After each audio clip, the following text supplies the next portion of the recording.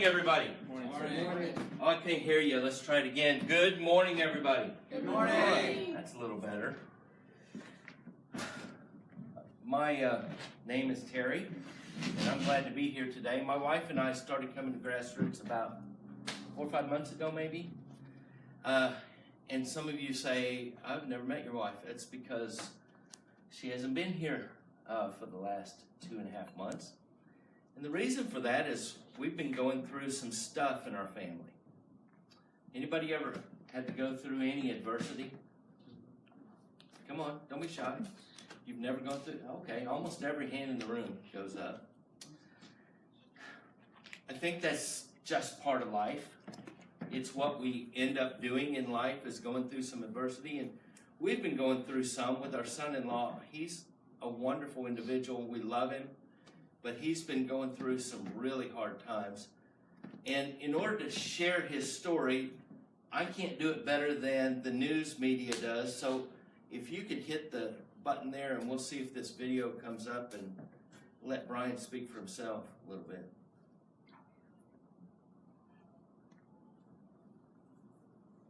You've got the flu.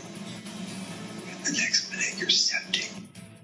A North Texas father struggling to speak after the flu nearly took his life and claimed his limbs. Welcome to News 8 at 10 this Sunday. I'm Marie Saavedra. The flu is widespread across North Texas. Dozens of North Texans have already died from the virus, and we're just now heading into peak flu season. For those who've survived their bout with the illness, it may only be the start of their fight. It's something we don't always think about, the flu having life-changing or life-threatening complications. A Fort Worth family is now facing that head-on. Channel 8's David Goetz reports. There's the breathing machine that he still has to use at night. Keep in mind what you're about to hear are the soft sounds of a slow recovery. I want to find out what my new normal is. Brian Herndon doesn't have much of a voice after being on a breathing tube for most of this year, but it is a victory he's breathing at all. From inside his hospital room tonight in Baylor, And it just happened so quickly. his wife Jay fills in many of the details Brian does not remember. He's a dad to 2 young kids. He's a phenomenal husband. He goes to work every day and he comes home. But on January 4th, he felt the flu coming on, so he had it checked out. He had the flu, he also had pneumonia, and then hours later, his life was in danger. One minute you've got the flu. The next minute you're septic. And complications mounted. Blood clots cut off flow to his extremities. Now both of his legs have been amputated. The calf, he may lose most of his fingers. So I don't know what I've got. Hands. Even for people with no underlying health issues like Brian, this flu season in Texas has been dangerous, even deadly. On Saturday, a New York Times columnist tweeted that a close friend living in Dallas was battling the flu and working from home on Wednesday. Thursday, no one heard from him. Friday, police did a welfare check. He was inside dead. He was 45.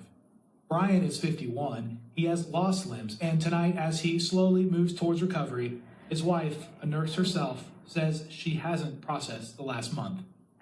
Obviously, I'm going to have to mourn what's different and the things that are just straight up lost. But now's not the time to do that. Herndon say they reacted when they noticed those flu symptoms, but they say tonight they want to let others in North Texas know that hours matter and not to wait. And they also wanted to show just how much a toll this flu could take on previously healthy North Texans. Live in the Dallas newsroom, David Goins, Channel 8 News. Thank you, David.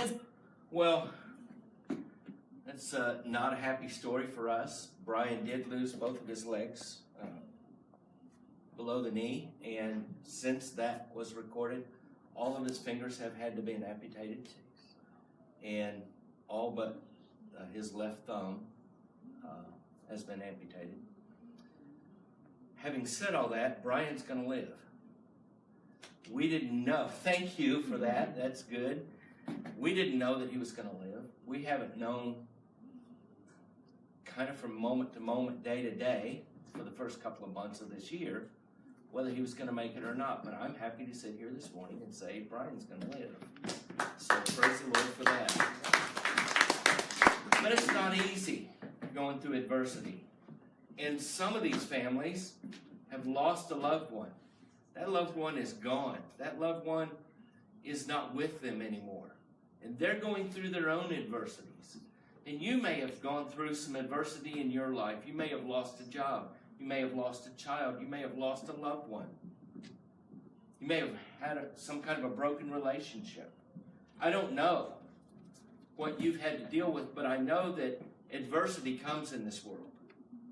And each of us have to learn to deal with it. And so I found in the book of Nehemiah lessons on adversity. Now, we're in the season of Lent. We're looking forward toward Easter, but there's a day that comes a couple of days before Easter called Crucifixion Friday. Jesus is on the way to the cross. He is on the way to the cross because he has a tremendous amount of adversity. Pharisees don't like him. Lawmakers don't like him. Religious people don't like him. Lots of people don't like him, and they're looking to get rid of him. And before you say, well, wow, that's terrible and that's ancient history, I got to tell you that adversity hits all over the world. My wife and I spent 15 years as missionaries overseas. And our last assignment was in Ethiopia. And I can tell you that there was a man named Zacchaeus who gave his life to Jesus, but when the communists took over that country, they imprisoned him and beat him for literally years before he was released.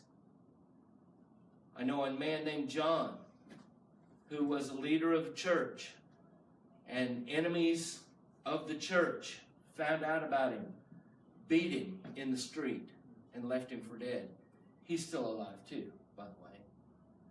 I know a man named Ali who gave his life to Jesus, and enemies of Christianity tried to kill him and shot him, but God didn't let him go yet. Adversity is happening all over the world. And I don't say that to make less of our adversity. Every person deals with adversity in their own way, in their own time, in their own situations. And it's real. And so the question I had was, what can we learn from the scripture that's going to help us deal with adversity? And so we're going to get your phone out and go to Nehemiah chapter 4, and we're going to put it on the screen. And you're just going to have to keep up with me because I'm going to kind of read through it fairly quickly, and we're going to see what kind of lessons we can learn. Sanballat was very angry when he learned that we were rebuilding the wall. Now, let me back up and give you just a little bit of backstory of Nehemiah. Nehemiah was a leader in the kingdom of Persia. He was really right up with the king almost every day. His people, the Jews, had lost their homeland. They had been invaded, and their capital city, Jerusalem, which had a wall around it, was invaded, destroyed, and that wall was taken apart stone by stone. Has anybody been to Israel? One or two of you. Have you seen that wall? It is massive. You don't easily take that many rocks apart. But they did. And it was in shambles. And so God told Nehemiah, the people who have gone back to Jerusalem need some help. Would you please go back and help them build the wall? And so he got permission from the king, and he headed back to Jerusalem, and he begins bringing the people together to help them build the wall back and to restore their nation. And so they're there and they're building it. That's what the first 3 chapters are about. And here we are in chapter 4. Sanballat is a leader that is not a Jew and really doesn't like the Jews. I could use stronger language, but you get the picture. And so he was very angry when he learned that they were rebuilding the wall. And it says here, he flew into a rage and he mocked the Jews, saying in front of his friends and the Samaritan army officers, "What does this bunch of poor, feeble Jews think they're doing? Do they think they can build the wall in a single day just by offering a few sacrifices? Do they actually think that they can make something of stones from a rubbish heap, and charred ones at that. Tobiah, the Ammonite, who was standing beside him, remarked that the stone wall would collapse if even a fox walked on top of it. They had some adversity. They had some enemies that didn't like them, really despised them, and didn't want them to succeed in building this wall. So the question that I have is, what can I learn from this? And verse 4 has the first clue. Write this down, put it in your notepad, put it on your scrapbook, whatever it is. Then I, what's that word? Prayed. Then I prayed. Now, preacher, you're going to sit up there and say, okay, you're going to tell us to pray and God's going to fix it all again. Well, that's not really what I'm going to tell you. Prayer is a good place to start all the time, before adversity hits. But certainly when adversity hits you, start with prayer. Let the Lord know what's going on in your life. Let the Lord know, I'm hurting here. This is not fun. This is not fair. And I don't want to deal with it.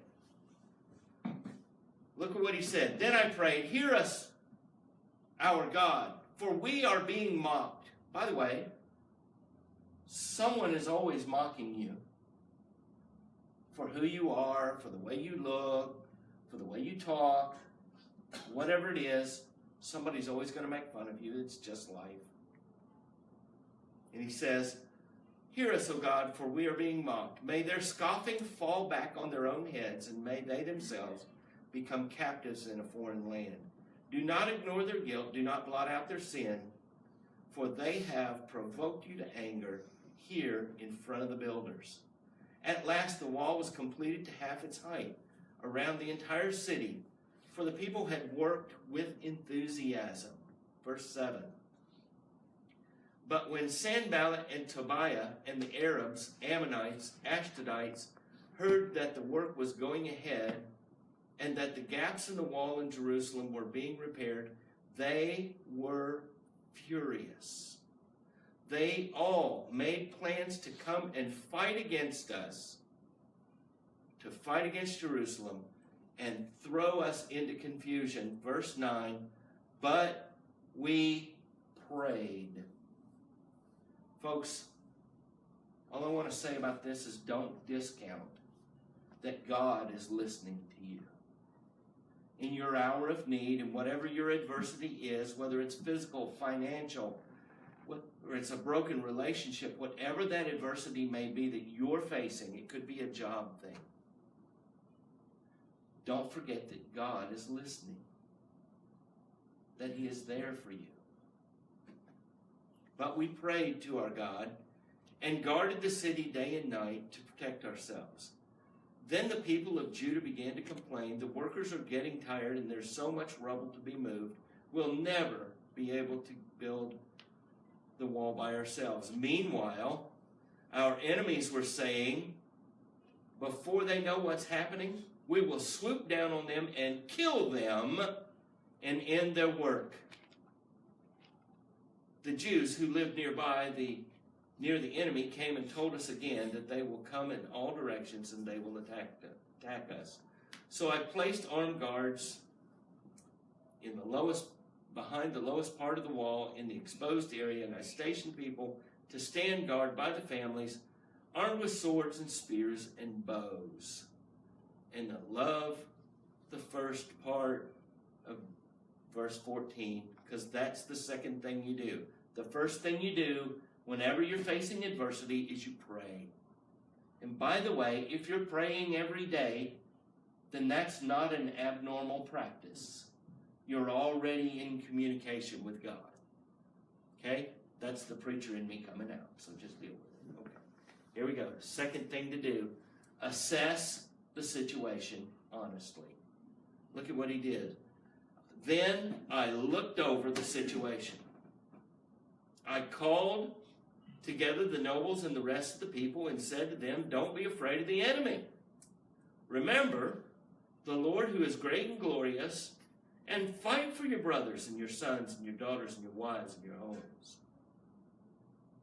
When our enemies heard that we knew of their plans and that God had frustrated them, we all returned to our work on the wall. But from then on, only half my men worked, while the other half stood guard with spears and shields and bows and coats of mail. And the leaders stationed themselves behind the people of Judah. Assess the situation. By the way, let's jump back. Can we jump back to verse 10 real quick? I just want you to look at verse 10. Verse 10 says, then the people of Judah began to complain. I want to tell you something. There is a difference between inconvenience and adversity. What was happening here is that they were trying to rebuild a wall, and there was tons of rubble, and they were trying to put it all back together. And this verse says, then the people began to complain, the workers are getting tired, there's so much rubble to move, we will never be able to build the wall by ourselves. It sounds like a junior high kid saying, there are so many leaves in the yard, I will never get them all raked up. And sometimes we feel overwhelmed. I'm not discounting that.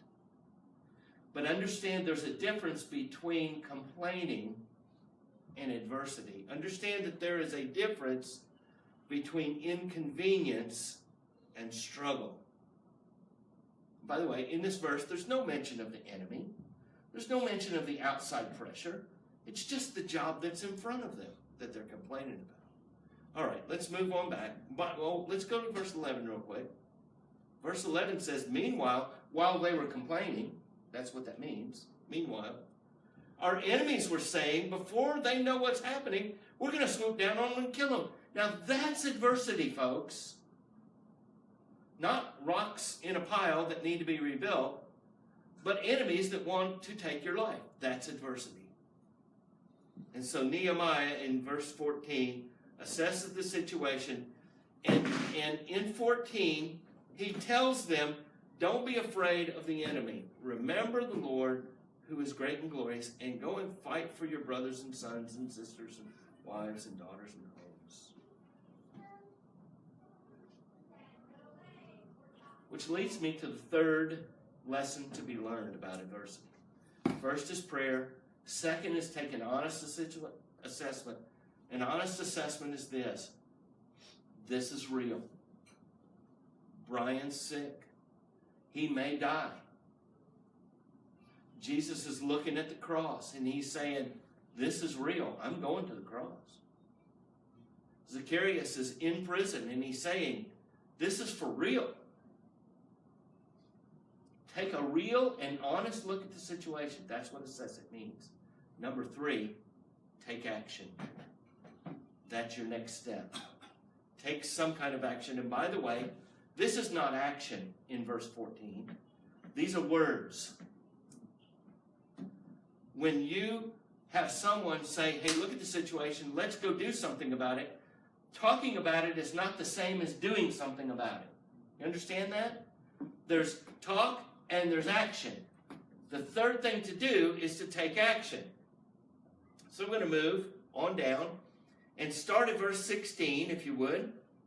And verse 16 says this, but from then on, only half my men worked, while the other half stood guards with spears and shields and bows and coats of mail. And I was thinking coats of mail was like a medieval thing. I didn't know they had it back before Jesus, but hey, I was wrong. The leaders stationed themselves. Yeah, they're always in the back. Look at verse 17. Here's where action. The laborers carried on their work with one hand supporting their load and one hand holding a weapon. Maybe the load was a brick. Maybe they had a hammer. But in one hand they had a sword, in the other hand they had a hammer. And sometimes taking action means you've got to take positive action and pick up the sword while you're holding the hammer. And do something about it. You say, well, I prayed. Shouldn't God take care of it? God is. He's given you a path. He's shown you what you have to do. And it's up to you. He's enabled you to do the work. And we'll get to it later on in the message. He's going to have your back. Always going to have your back. So they took it all up, holding a weapon. Go to verse 18. All the builders had a sword belted to their side. Now, I'm not a carpenter, but when we were on the mission field, I helped build some buildings and laid some blocks. And I got to tell you, if I had to hold a sword in one hand or have a sword belted on my hip while I was putting bricks in place, wouldn't have been easy. Nobody is saying that the action that you have to take is going to be easy. Nobody is saying that it's instantly going to clear up and the sky's going to be bright and sunshiny and you're going to smell rose petals. Nobody's saying that. Adversity is hard and it takes hard work to get through it, but you can do it. Everybody say, I can do it. Ready? 1, 2, 3. I can do it. Now, I want you to jump, Brother Marcus, over to verse 23, if you would. Told you it was going to be jumping around a little bit. Verse 23 says, during this time, I love this verse, during this time none of us, not I, nor my relatives, nor my servants, nor the guards who were with me, ever took our clothes off.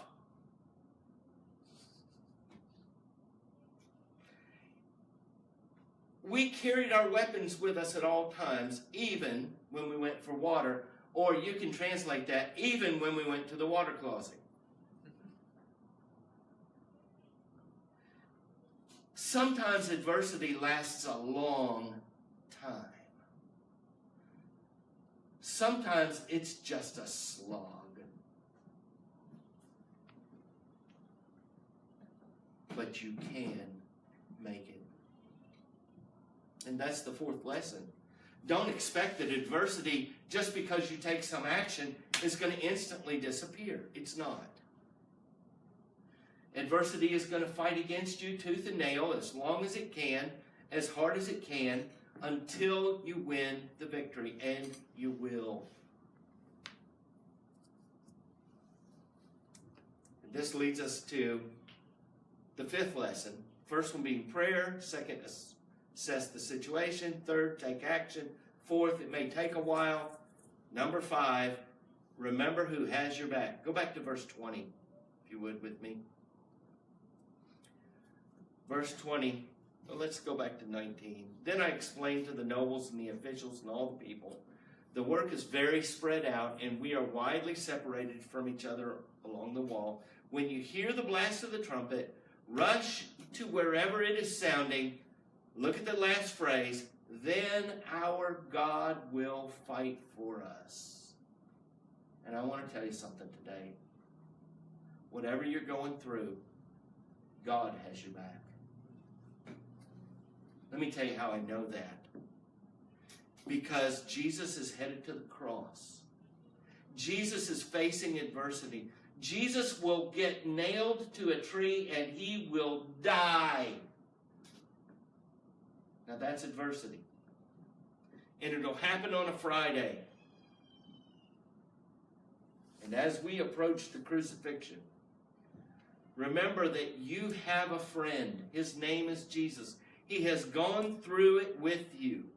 Or he has gone through adversity himself. And he is continuing to go through adversity with you. Whatever your adversity may be. And here's the good news about Crucifixion Friday. Are you ready for some good news? Yep. Sunday's coming. Mm-hmm. You get what I'm saying here? Jesus didn't stay dead. Jesus is alive.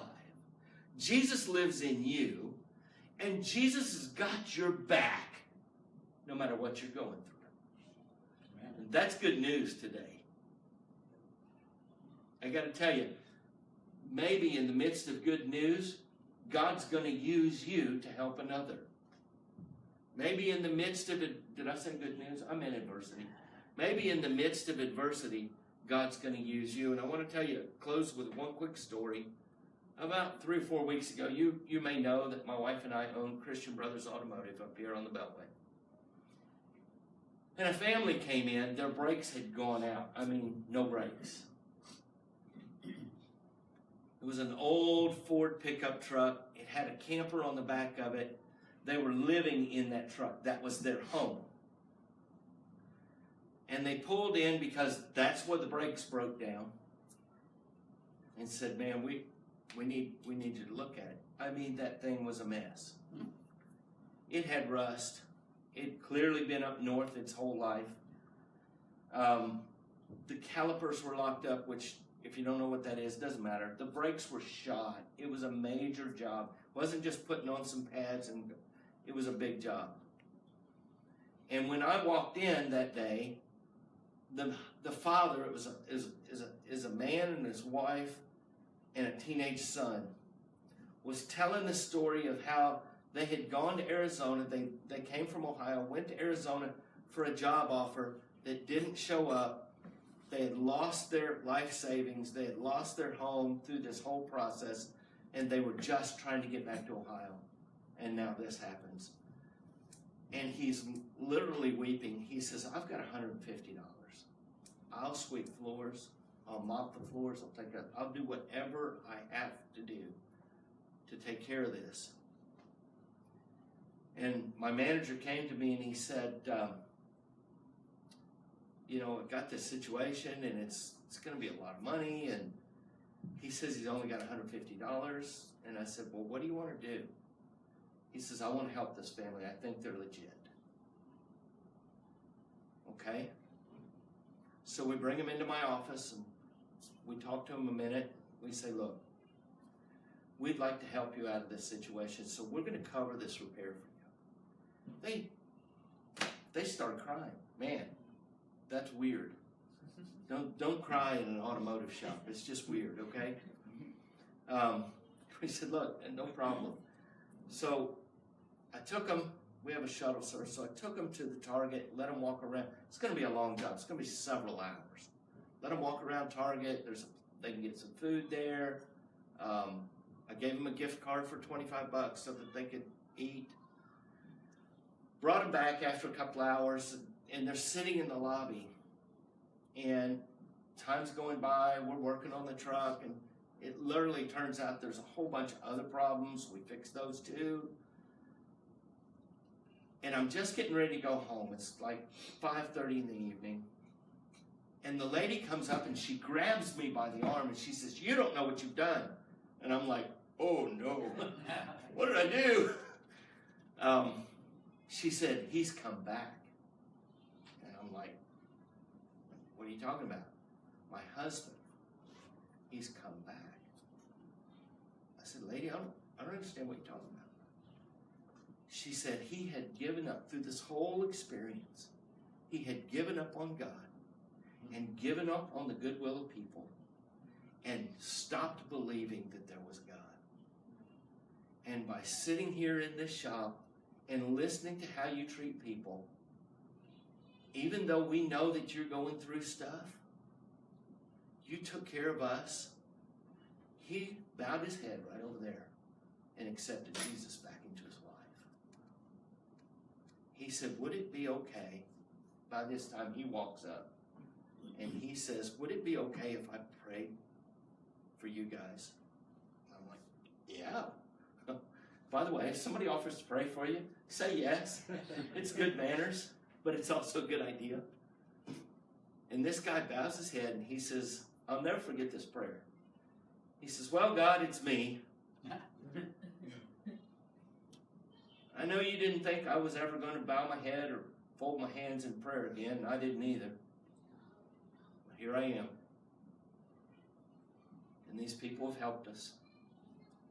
And the last place we expected was a mechanic shop would help us, has helped us. So I want to say thank you, and I want you to bless these people.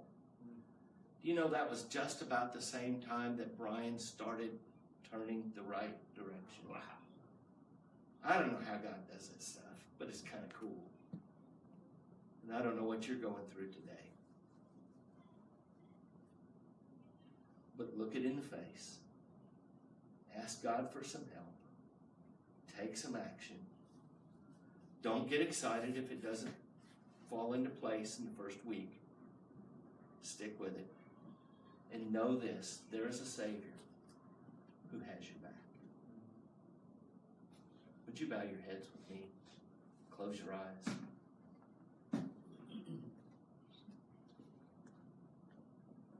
I'm not going to ask you to raise a hand or anything like that, but I know that in a room like this, with this many people, there's got to be somebody who's going through something that's really difficult. And I just want you to know that God has your back. So I just want to pray for you. Heavenly Father, this morning I thank you for the lessons from the book of Nehemiah and the lessons from life.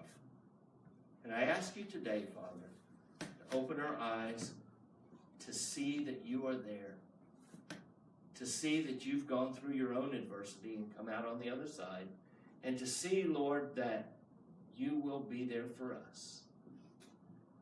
And Father, in the midst of our struggle, would you give us an opportunity to help another family, to help another individual?